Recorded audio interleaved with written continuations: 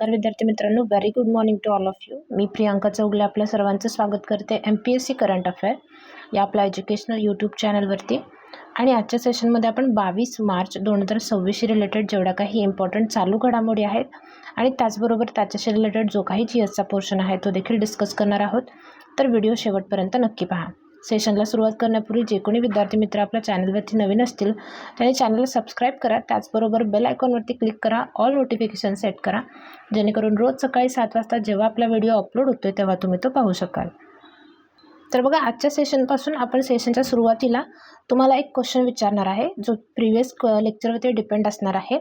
आणि हा क्वेश्चन जो आहे त्याचा आन्सर जे काही तुम्हाला वाटतं ते कमेंट बॉक्समध्ये मेन्शन करा. आणि त्याच्याशी रिलेटेड जेवढी काही इन्फो तुम्हाला आठवत असेल तर ती देखील कमेंट बॉक्समध्ये लिहिण्याचा ट्राय करा. याने काय होईल, तुम्हाला तो क्वेश्चन किंवा त्याच्याशी रिलेटेड जी काही इन्फॉर्मेशन आहे ती रिवाईज करण्यासाठी हेल्प होईल. आणि परीक्षेला तो जर क्वेश्चन आला तर तो तुमचा अजिबातच चुकणार नाही. त्यामुळे आजपासून आपण हा जो सिरीज आहे त्याच्यामध्ये पहिल्यांदा तुम्हाला एक क्वेश्चन विचारूयात. तर आजचा क्वेश्चन काय असणार आहे, टाईम मॅगझिनने अलीकडेच त्याच्या 2026मधील 100 सर्वोत्तम ठिकाणांच्या यादीत किती भारतीय ठिकाणांचा समावेश केलेला आहे असा तुम्हाला प्रश्न विचारला आहे. तर याचं जे काही तुम्हाला योग्य उत्तर वाटत असेल ते तुम्ही कमेंट बॉक्समध्ये मेन्शन करा. आणि त्याचबरोबर याच्याशी रिलेटेड जो काही डाटा तुम्हाला आठवतो तो देखील कमेंट बॉक्समध्ये मेन्शन करा. तर आजचं सेशनमधील आपला पहिला क्वेश्चन काय ते पाहूयात. बघा, नुकत्याच जाहीर झालेल्या ग्लोबल हॅपीनेस इंडेक्स 2026मध्ये भारताचा कितवा क्रमांक आहे असा तुम्हाला प्रश्न विचारला आहे. तर या प्रश्नाचं तुमचं योग्य उत्तर काय असणार आहे, 116वा क्रमांक आहे. तर आता एक हॅपीनेस इंडेक्स जो आहे याच्यावरती बरेच वेळेला प्रश्न विचारले जातात परीक्षेला. तर बघा, जागतिक आनंद अहवाल आणि हा कोण रिलीज करतं, United nations sustainable development solutions म्हणजे संयुक्त राष्ट्र शाश्वत विकास उपाययोजना यांच्याद्वारे हा काय केला जातो, रिलीज केला जातो. आता याच्यामध्ये सलग 9व्यांदा फिनलंड हे पहिल्या क्रमांकावरती आहे, आईसलँड हे दुसऱ्या क्रमांकावरती आहे आणि डेन्मार्क हे तिसऱ्या क्रमांकावरती आहे. तर भारताचा कितवा क्रमांक लागतोय, 116वा क्रमांक लागतोय. थीम काय होती याची, हॅपीनेस अँड सोशल मीडिया. याच्यामध्ये 4.536 गुण मिळवून भारत 116व्या क्रमांकावरती आहे. 2025ला जेव्हा हा रिलीज करण्यात आलेला होता तेव्हा भारत 118व्या क्रमांकावरती होता. आता 2 क्रमांकाची सुधारणा होऊन 116व्या क्रमांकावरती आलेला आहे. आता शेजारील देशांबाबत बोलायचं झालं तर चीन याच्यामध्ये 65व्या क्रमांकावरती आहे, नेपाळ 99व्या क्रमांकावरती आहे, पाकिस्तान 104 क्रमांकावरती आहे, श्रीलंका 134 आणि बांगलादेश जो आहे तो 127 क्रमांकांवरती आहे. आणखीन असेच काही महत्त्वाचे निर्देशांक जे आहेत ते पाहूयात ज्याच्यामध्ये भारताचा कितवा क्रमांक लागतोय. बघा, भ्रष्टाचार आकलन निर्देशांक CPI 2025मध्ये भारताचा 91वा क्रमांक आहे आणि याच्यामध्ये प्रथम जो आहे तो डेन्मार्क ही कंट्री आहे. त्याच्यानंतर मानव विकास निर्देशांक रिलीज करण्यात आलेला होता. तर भारताचा याच्यामध्ये 130वा क्रमांक होता आणि पहिलं कोण होतं, आईसलँड होतं. जागतिक लिंगभेद निर्देशांक 2025मध्ये भारत 131व्या क्रमांकावरती होता आणि पहिला याच्यामध्ये देखील आयर्लंड आहे. त्याच्यानंतर 10वा शाश्वत विकास निर्देशांक 2025ला रिलीज करण्यात आलेला होता. याच्यामध्ये भारत 99व्या क्रमांकावरती होतं, पहिल्यांदा फिनलँड होतं. त्याच्याबरोबर जागतिक स्पर्धात्मक क्रमवारीत भारताचा 41वा क्रमांक लागतोय आणि याच्यामध्ये स्वित्झर्लंड प्रथम क्रमांकावरती आहे. बघा, जागतिक नवोन्मेष निर्देशांक याच्यामध्ये भारत 38व्या क्रमांकावरती आहे तर स्वित्झर्लंड फर्स्ट नंबरवरती आहे. आणि 19वा जागतिक निर्देशांक शांतता निर्देशांक 2025 जेव्हा रिलीज करण्यात आलेला होता तेव्हा याच्यामध्ये भारताचा कितवा क्रमांक होता, 115वा क्रमांक होता. याच्यामध्ये देखील आईसलँड प्रथम होतं. जागतिक आनंद निर्देशांक आत्ताच आपण बघितलं 116वा क्रमांक आहे भारताचा, फिनलँड प्रथम क्रमांकावरती आहे. जागतिक भूक निर्देशांक 2025 याच्यामध्ये भारताचा क्रमांक 102वा आहे. आणि त्याच्याबरोबर जागतिक पत्रकारिता स्वातंत्र्य निर्देशांक 2025मध्ये भारत 151व्या क्रमांकावरती आहे ज्याच्यामध्ये नॉर्वे प्रथम आहे. आणि जागतिक AI व्हायब्रन्सी निर्देशांक 2024मध्ये भारत 3ऱ्या क्रमांकावरती आहे आणि अमेरिका प्रथम क्रमांकावरती आहे. तर हे काही महत्त्वाचे इंडेक्स आहेत, याच्यावरती देखील परीक्षेला प्रश्न विचारले जातात, तर ते तुम्ही नोट डाऊन करून घ्या. आपला नेक्स्ट क्वेश्चन बघा, जगातील सर्वात मोठ्या मेट्रो नेटवर्क्समध्ये भारताच्या मेट्रो नेटवर्कने कोणता क्रमांक मिळवला आहे असा तुम्हाला प्रश्न विचारला आहे. तर या प्रश्नाचं तुमचं योग्य उत्तर काय असणार आहे? ब, तिसरा क्रमांक जो आहे तो भारतीय मेट्रो नेटवर्कने पटकवलेला आहे. बघा, पहिल्या क्रमांकावरती याच्यामध्ये चीन आहे, दुसऱ्या क्रमांकावरती अमेरिका आहे. तर भारताने जगातील तिसरा सर्वात मोठा नेटवर्क बनलेलं आहे.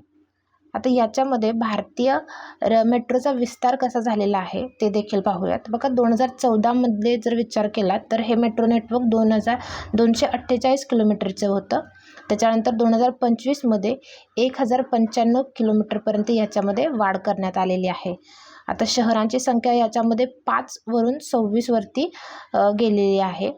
प्रादेशिक जलद परिवहन प्रणाली किंवा नमो भारत म्हणूनही याला ओळखलं जातं आहे. याची सुरुवात झालेली आहे 2023ला आणि 160 किलोमीटर प्रति तास असं त्याचा स्पीड आहे. याचा मार्ग कुठून आहे? दिल्ली ते मेरठपर्यंत. आता पाण्याखालील मेट्रो जी आहे ती कोलकाता या शहरामध्ये आहे. हुगळी नदी खालचा बोगदा जो आहे 2024मध्ये याची सुरुवात झालेली आहे. आणि जल मेट्रो जर बघायचं झालं तर कोच्ची केरळमध्ये आहे आणि इलेक्ट्रिक बोटिंगद्वारे बेटांना जोडणारी आहे. याची सुरुवात 2023मध्ये झालेली आहे. आता महत्त्वाचे स्टॅटिक जी के जर बघायचं झालं तर आता चीन आणि अमेरिकेनंतर भारताकडे आता जगातील तिसरं सर्वात मोठं मेट्रो रेल्वे नेटवर्क आहे. भारताने आता जपानला मागे टाकून तिसरं स्थान जे आहे ते पटकवलेलं आहे. बघा, भारतात सर्वात जुनी आणि पहिली मेट्रो सेवा जी आहे ती कोलकाता मेट्रो सेवा आहे. कधी सुरुवात झालेली आहे? 1984ला. तर हा इम्पॉर्टंट पॉईंट आहे. आणि कोलकाता मेट्रो ही देशातील एकमेव मेट्रो प्रणाली अशी आहे जी भारतीय रेल्वेच्या अंतर्गत येते आणि ज्याला रेल्वे झोन म्हणूनही ओळखलं जातं. हा 17वा रेल्वे झोन आहे. याच्यापूर्वी देखील आपण या गोष्टी डिस्कस केलेल्या आहेत. बघा, भारतातील पहिल्या आधुनिक मेट्रो प्रणालीचं उद्घाटन 2002मध्ये करण्यात आलेलं होतं दिल्लीमध्ये. तर भारतातील पहिली पाण्याखालील मेट्रो कुठे आहे असा जर तुम्हाला परीक्षेला प्रश्न विचारला तर त्याचं योग्य उत्तर काय असणार आहे? कोलकाता. आणि नदी कुठली आहे? हुगळी नदी. मेट्रो रेल्वे प्रणाली असलेलं पहिलं भारतीय शहर देखील कोलकाताच आहे. मेट्रो रेल्वे नेटवर्क चीन, नंतर अमेरिका येते आणि नंतर भारत येतो. ठीक आहे. रस्ते नेटवर्कच्या बाबतीत जगात भारत हा दुसऱ्या क्रमांकावरती आहे आणि पहिल्या क्रमांकावरती कोण आहे? अमेरिका आहे. शहरी मालवाहतूक सेवा सुरू करणारी पहिली मेट्रो रेल्वे ही दिल्लीची मेट्रो रेल्वे आहे. आणि सौदी अरेबियामधील रियाद मेट्रोला गिनीज वर्ल्ड रेकॉर्ड्सनं जगातील सर्वात लांब पूर्णपणे चालकविरहित रेल्वे नेटवर्क म्हणून अधिकृतपणे प्रमाणित केलेलं आहे. तर ह्या मेट्रोशी रिलेटेड काही महत्त्वाच्या गोष्टी आहेत ज्या तुम्ही लक्षात ठेवा.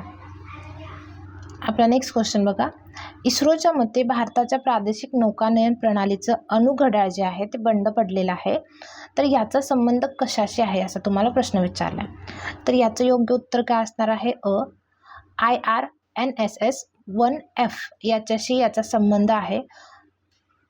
तर बघा, नॅव्हल सी म्हणजेच नाविक भारताची प्रादेशिक उपग्रहण दिशा प्रणाली GS ज्याचा अर्थ काय होतो? नॅव्हिगेशन विथ इंडियन कॉन्स्टलेशन आहे. नॅव्हल सी ही अमेरिकेच्या GPS प्रमाणेच भारताची स्वतःची GPS प्रणाली आहे. आता इस्रोने विकसित केलेली ही भारताची स्वतःची GPS प्रणाली आहे. भारत आणि आसपासच्या भागांमध्ये अचूक दिशा आणि स्थान दर्शवण्यासाठी ही प्रणाली विकसित केलेली आहे.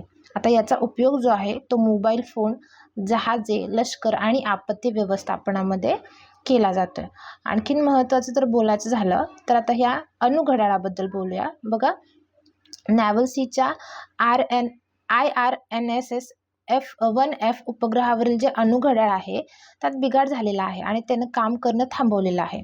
आता याचं इन्स्टॉलेशन जे आहे ते मार्च 2016मध्ये करण्यात आलेलं होतं. ठीक आहे. आणि हे घड्याळ जे आहे ते उपग्रहावरील रुबिडियम अणुघड्याळ आहे. त्याचं 10 वर्षाचं अंदाजित आयुष्य आता पूर्ण झाल्यामुळं त्यानं काम करणं थांबवलेलं आहे. आता अणुघड्याळ म्हणजे नेमकं काय? हे एक अत्यंत अचूक वेळ दाखवणारं घड्याळ आहे. म्हणजेच GPS किंवा दिशादर्शन प्रणालीमध्ये अचूक स्थानासाठी वेळ अत्यंत इम्पॉर्टंट असते. तर वेळ जितकी अचूक तितकंच ते स्थान अधिक अचूक असं मानलं जातं आहे. तर नॅव्हल सी या अचूकतेसाठी अचूक टायमिंगची आवश्यकता असल्याने या सदोष क्लॉकमुळे नॅव्हल सी प्रणालीच्या कार्यक्षमतेवरती देखील परिणाम झालेला आहे. त्याच्यानंतर बघा, जशी भारताची GPS प्रणाली आहे नॅव्हल सी, तसं अमेरिकेची GPS आहे ग्लोबल पोझिशनिंग सिस्टीम, रशियाचं आहे ग्लोनास, युरोपियन युनियनचं काय आहे गॅलिलिओ आणि चीनचं आहे बायड्यू. तर ही नावं पण इम्पॉर्टंट आहेत. आपला नेक्स्ट क्वेश्चन बघा, कोणत्या देशाच्या मध्यवर्ती बँकेला इनिशिएटिव्ह ऑफ द इयर पुरस्कार प्रदान करण्यात आलेला आहे? तर या प्रश्नाचं तुमचं योग्य उत्तर काय असणार आहे? बी, भारत. भारतामधील रिझर्व्ह बँक ऑफ इंडिया जी आहे आपली, तिला इनिशिएटिव्ह ऑफ द इयर म्हणून पुरस्कार प्रदान करण्यात आलेला आहे. बघा, लंडन स्थित सेंट्रल बँकिंग पब्लिशर्सने भारतीय रिझर्व्ह बँकेला वर्षातील सर्वोत्तम उपक्रम पुरस्कारासाठी निवडलेलं आहे. आता हा जो पुरस्कार आहे तो सेंट्रल बँकिंग अवॉर्ड्स 2026 अंतर्गत प्रदान करण्यात आलेला आहे. bank.in डोमेन सुरू केल्याबद्दल RBIला हा पुरस्कार जो आहे तो देण्यात आलेला आहे. आता आपल्या बँकिंग प्रणालीसाठी एक सुरक्षित आणि अद्वितीय इंटरनेट डोमेन अनिवार्य करणारा भारत हा जगातील पहिलाच देश ठरलेला आहे. त्यामुळे इम्पॉर्टंट आहे. बघा, यामुळे बँकिंग प्रणालीवरील ग्राहकांचा जो विश्वास आहे तो दृढ होईल. त्याचबरोबर डिजिटल व्यवहार अधिक सुरक्षित होतील. जसं की SBI आहे, HDFC आहे, ICICI आहे, अशा प्रत्येक बँकनी काय केलेलं आहे, त्यांच्या वेबसाईट्स ज्या आहेत त्या डोमेनवरती शिफ्ट केलेल्या आहेत. जसं की www.sbi.bank.in सारखं. ठीक आहे. त्याच्यानंतर रिझर्व्ह बँकशी रिलेटेड क्वेश्चन आलेला आहे. तर बघा, RBI स्थापना 1 एप्रिल 1935ला झालेली आहे. हेडक्वार्टर मुंबईमध्ये आहे. आता यंग हिल्टन आयोगाद्वारे यांच्या शिफारसीद्वारे रिझर्व्ह बँकेची स्थापना करण्यात आलेली आहे. हिचं राष्ट्रीयकरण जे आहे ते 1 जानेवारी 1950ला करण्यात आलेलं आहे. गव्हर्नर संजय मल्होत्रा आहेत, 26वे गव्हर्नर आहेत. हे जी काही स्टॅटिक माहिती आपण घेतोय तर ती व्यवस्थित नोट डाऊन करून घेत चला किंवा लक्षात ठेवा, कारण याच्यावरती परीक्षेला प्रश्न विचारले गेलेले आहेत आणि आगामी ज्या कुठल्या परीक्षा होणार आहेत त्याच्यावरती देखील क्वेश्चन विचारले जाणार आहेत. तर गव्हर्नर यांच्यावरती पोलीस भरतीला प्रश्न आलेला आहे. बघा, पहिले ब्रिटिश गव्हर्नर कोण होते? सर ऑसबॉर्न स्मिथ होते. आणि पहिले भारतीय गव्हर्नर कोण होते असं जर परीक्षेला प्रश्न आला तर त्याचं योग्य उत्तर काय असणार आहे? CD देशमुख. 4 डेप्युटी गव्हर्नर आहेत सध्या. शिरीषचंद्र मुर्मू, T रविशंकर, स्वामीनाथन जानकी रमन आणि नवीन रुजू झालेले आहेत पूनम गुप्ता. तर बघा, आपण जे काही क्वेश्चन फ्रेम करतोय किंवा क्वेश्चनशी रिलेटेड जो काही स्टॅटिक डाटा घेतोय तो तुमच्या परीक्षेच्या दृष्टिकोनातून अत्यंत महत्त्वपूर्ण असा आहे. जर तुम्हाला व्हिडिओ उपयुक्त वाटत असतील, तुम्हाला व्हिडिओ इन्फॉर्मेटिव्ह वाटत असतील, परीक्षेच्या दृष्टिकोनातून महत्त्वपूर्ण वाटत असतील तर व्हिडिओला एक लाईक जरूर करा. त्याचबरोबर व्हिडिओ हा फ्रेंडसोबत शेअर करा, जेणेकरून त्यांना देखील याचा फायदा होईल आणि मी देखील जास्तीत जास्त लोकांपर्यंत पोहोचू शकेल.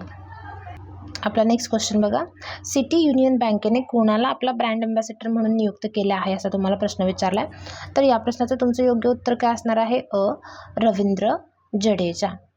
तर बघा, सिटी युनियन बँकेने रवींद्र जडेजा यांना आपलं ब्रँड अँबॅसेडर म्हणून नियुक्त केलेलं आहे.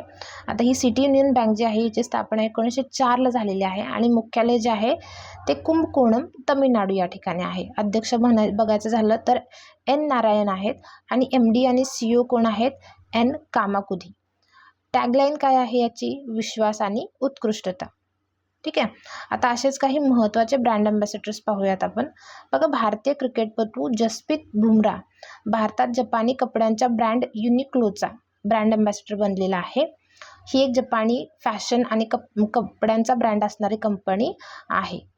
त्याच्यानंतर इंडियन गोल्फ प्रीमियर लीगचे ब्रँड अँबॅसेडर कोण बनलेले आहेत? युवराज सिंग. झारखंडच्या पर्यटनाचे ब्रँड अँबॅसेडर MS धोनी आहेत. ऑस्ट्रेलियन पर्यटन मोहिमेचे ब्रँड अँबॅसेडर सारा तेंडुलकर या आहेत. तर झोमॅटोचे ब्रँड अँबॅसेडर कोण आहेत? SRK. ओडिसा हँडलूमचे ब्रँड अँबॅसेडर माधुरी दीक्षित आहेत. IOCने मानसिक आरोग्य राजदूत म्हणून कोणाची नियुक्ती केलेली आहे असं जर तुम्हाला परीक्षेला प्रश्न आला तर त्याचं योग्य उत्तर काय असणार आहे? अभिनव बिंद्रा. UNFPA इंडियाने लैंगिक समानतेसाठी आपल्या ब्रँड अँबॅसेडरची नियुक्ती केलेली आहे. तर त्या कोण आहेत? कृती सेनन.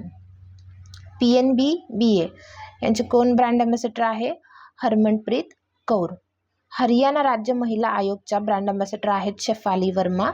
तर ICC पुरुष T20 विश्वचषक 2026 याचे यजमानपद भारताकडे होतं आणि स्पर्धेचे राजदूत कोण होते? रोहित शर्मा हे होते. तर आजचं आपलं लेक्चर इथे संपत आहे. आय होप लेक्चर तुम्हाला आवडलं असेल. लेक्चर आवडत असल्यास व्हिडिओला लाईक करा, व्हिडिओ शेअर करा, चॅनलवरती नवीन असल्यास चॅनलला सबस्क्राईब करा. व्हिडिओ पूर्ण पाहायचा असल्याबरोबर धन्यवाद.